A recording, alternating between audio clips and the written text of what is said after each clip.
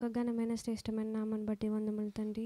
ఇదిగో ఈ సమయంలో తండ్రి నా ద్వారా మీరు మాట్లాడమని నీ బిడ్డలకు ఎటువంటి మాటలైతే వినిపించాలనుకుంటున్నారో మీరు మాట్లాడమని కోరుకుంటూ ఇక నీ సహాయం దయచేయమని నీ యొక్క కృప చూపించమని ప్రతి మాట తండ్రి ప్రతి ఒక్క హృదయంలో నాటబడడానికి సహాయం దయచేయమని యేసు పరిశుద్ధ నామంని ప్రార్థన అడుగుతున్నాం పరమ తండ్రి, ఆమేన్.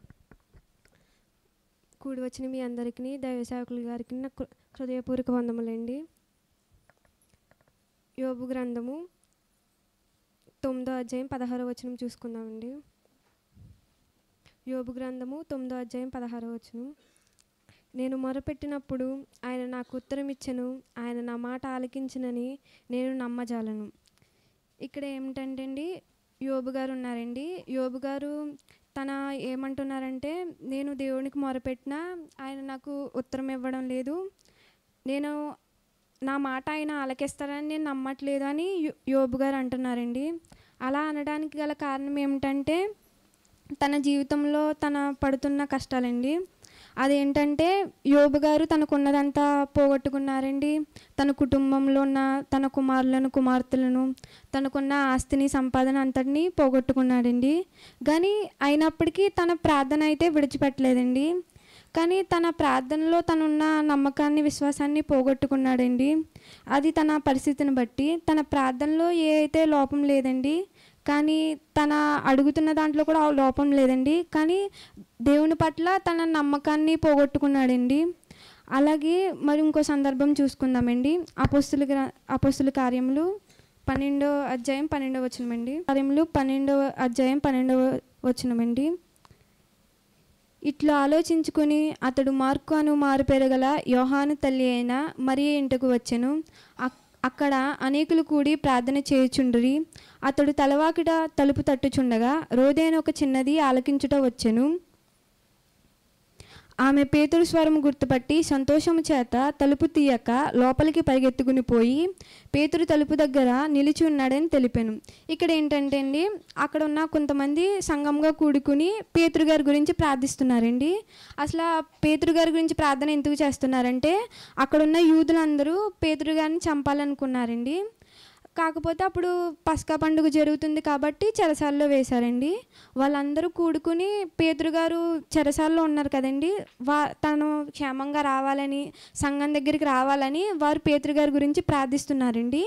వారితో పాటు ఇక్కడ ఒక రోదైన చిన్న అమ్మాయి ఉందండి. తను ఏం చేసిందంటే చూద్దామండి. పేతురు గారు ఎక్కడ చెరసాల్లో ఉండగా దేవుని దూత వచ్చి పేతురు గారిని వీళ్ళు ఎక్కడైతే ప్రార్థిస్తున్నారో అక్కడ తీసుకువచ్చిందండి. అప్పుడు ఆ చిన్నది ఏదైతే వీళ్ళు ప్రార్థన చేస్తున్నారు కదండి, పేతురు గారికి ఏమీ అవ్వకూడదు, చెరసాల నుండి విడుదల పొందాలని, అవన్నీ విన్న తన ఏం చేసిందంటే పేతురు గారు రాగానే వాళ్ళ దగ్గరికి వెళ్ళి చెప్పిందండి. మీరు ప్రార్థిస్తున్నారు కదా, మీ ప్రార్థన దేవుడు విన్నాడు, పేతురు గారు వచ్చారని వీళ్ళు చెప్తుంటే వాళ్ళు ఏమంటున్నారో చూద్దామండి. 15వ వచనమండి. అందుకు వారు, నువ్వు పిచ్చిదానివనిరి, అయితే తాను చెప్పినది నిజమని ఆమె దృఢముగా చెప్పినప్పుడు వారు అతని దూత అనిరి. పేతురు ఇంకను తలుపు తట్టుచున్నందున వారు తలుపు తీసి అతన్ని చూచి విభ్రాంతి నొందిరి. ఇక్కడ ఆమె ఎంతైతే చెప్పినా కానీ ఆ చిన్న అమ్మాయి చెప్తుంటే వాళ్ళు వినలేదండి. ఒక దూత అన్నారు, కానీ ఇంకా పేతురు గారు తలుపు తట్టుతుండగా అప్పుడు వాళ్ళు చూసి విభ్రాంతి పొందారండి. అంటే ఏంటండి, వాళ్ళైతే ప్రార్థిస్తున్నారండి, పేతురు గారి గురించి అత్యాశక్తితో ప్రార్థిస్తున్నారండి. కాకపోతే వాళ్ళు ప్రార్థించింది దేవుడు చేశాడు అంటే వాళ్ళు నమ్మలేకపోతున్నారండి. అలాగే అక్కడ యోబు గారు కూడా తన పరిస్థితిని బట్టి దేవుడిని ప్రార్థించిన దేవుడు ఇవ్వట్లేదని కూడా అక్కడ ఎలా అయితే అనుకున్నారు, ఇక్కడ వీళ్ళు కూడా దేవుడిని నమ్మట్లేదండి. వాళ్ళు ఒకవేళ పేతురు గారు గురించి ప్రార్థన చేశారు కదండి, పేతురు గారు బయటకు వచ్చారంటే వాళ్ళు ఏం చేయాలండి, నా ప్రార్థన దేవుడు విన్నాడు, దేవుని మహిమపరచాలి, స్తుతించాలి అనుకునేవారు. కాకపోతే వీళ్ళు ఏంటంటే ఆశ్చర్యపడుతున్నారండి. అంటే వాళ్ళ యొక్క ప్రార్థన పట్ల వాళ్ళు నమ్మకం అయితే ఉంచట్లేదండి. అలాగే మనకున్న పరిస్థితులు కష్టాలను బట్టి మనము కొన్నిసార్లు దేవుడు ఇంకా దేవుడు నాకు ఇది చేస్తాడని నేను అనుకోవట్లేదు, ఇంకా విశ్వాసం ఎందుకు అన్నట్టు మనం ఉంటామండి. కాకపోతే అలాంటప్పుడు మనం ఎలా ఉండాలి అనేది యేసుక్రీస్తు గారు చెప్తున్నారండి. మత్తయి సువార్త 21వ అధ్యాయం 22వ వచనం చూసుకుందామండి. మరియు మీరు ప్రార్థన చేయనప్పుడు వేటిని అడుగుదురో అవి దొరికినవనియు నమ్మిన ఎడల మీరు వాటినన్నిటినీ పొందుదురని వారితో చెప్పాను. ఇక్కడ ఏంటంటే యేసుక్రీస్తు గారు ఏమైతే చెప్తున్నారంటే అండి, మనం ఎప్పుడైతే ప్రార్థనలో ఏదైతే విషయం అడుగుతామో దేవుణ్ణి, అది ఖచ్చితంగా మనకి దేవుడు అది ఇస్తాడని మనం నమ్మకం కలిగి ఉంటే ఖచ్చితంగా అది మనం పొందుకుంటామండి. అది ఏ విషయంలో అయినా, మనకున్న కష్టాన్నైనా, మనకి ఇబ్బందినైనా అది మనకు ఖచ్చితంగా దేవుడు నెరవేరుస్తాడని, మనకు మంచి దయచేస్తాడని మనం తెలుసుకున్నామండి. అలా దేవుని పట్ల ప్రార్థన కలిగి విశ్వాసం కలిగిన ఒక వ్యక్తి గురించి చూద్దామండి. మొదటి దినవృత్తాంతములు 4:10 యొబ్బేజు ఇశ్రాయేలు దేవుని గురించి మొర్రపెట్టి, నీవు నన్ను నిశ్చయముగా ఆశీర్వదించి నా సరిహద్దును విశాలపరిచి నీ చెయ్యి నాకు తోడుగా దయచేసి నాకు కీడు రాకుండా దానిలో నుండి నన్ను తప్పించుము అని ప్రార్థింపగా దేవుడు అతని మనవి చేసిన దాన్ని అతనికి దయచేసెను.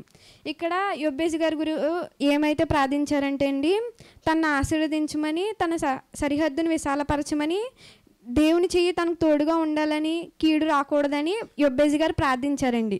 తను ప్రార్థించిన దాంట్లో తన విశ్వాసం అయితే, నమ్మకం అయితే కనపడుతుందండి. కాబట్టే దేవుడు తనకు దయచేశాడండి. అలాగే మనం ఇప్పుడు విన్నాం కదండి, మనం ఒక విశ్వాసంతో, నమ్మకంతో ఏదైతే దేవుడు చేయాలని కోరుకుంటామో అది మనం ఖచ్చితంగా దేవుడు చేస్తాడని నమ్మితే అది మనకు ఖచ్చితంగా దొరుకుతుందండి. బైబిల్లో ఏ వ్యక్తినైతే ప్రతి వ్యక్తిని చూడండి, వాళ్ళు దేవుని ఏదైతే అడిగారో ఖచ్చితంగా దేవుడు అది దయచేశాడండి. అలాగే మన పట్ల కూడా దేవుడు ఖచ్చితంగా దయచేస్తాడండి. మనం అడగాల్సింది ఏంటంటే, మన జీవితాన్ని దేవుని చేతిలో పెట్టి నా ద్వారా మీరు మేలు పొందండి అని మనం ఎప్పుడైతే దేవునికి ప్రార్థిస్తామో ఖచ్చితంగా దేవుడు మన ద్వారా ఖచ్చితంగా ప్రతి ఒక్కరిని దేవుని వైపుకి ఆకర్షిస్తారండి. మరి అలాగే మనం కూడా ఒక యొబ్బేజు ఎలా అయితే ప్రార్థించాడో నమ్మకం కలిగి, తన ప్రార్థిస్తుండగానే తను పొందుకున్నాడని ఎలా అయితే నమ్మాడో మనం కూడా అలా నమ్మి దేవుని పట్ల ఉండాలని కోరుకుంటున్నానండి. ఈ మాటలు ముగిస్తున్నాను. ప్రార్థిద్దామండి. మహోన్నతుడు, మహాగణమైన మా ప్రిపరలోకపు తండ్రి, నీకు వందములు తండ్రి. ఇదిగో తండ్రి, మాకు ప్రార్థనలో తండ్రి ఇంకనూ మేము విశ్వాసం కలిగి, నమ్మకం కలిగి ఉండాలి మీరు చెప్పి ఉన్నారు దేవా. మేము అట్టి రీతిగా ఉండడానికి యొబ్బేజు ఎటువంటి విధముగా తండ్రి నీ యందు నమ్మకం కలిగి ఉన్నాడు. మేమందరము అట్టి నమ్మకం, విశ్వాసం పొందుకోవడానికి సహాయం దయచేయమని యేసు పరిశుద్ధ నామమున ప్రార్థన అడుగుతున్నాం పరమ తండ్రి. ఆమేన్.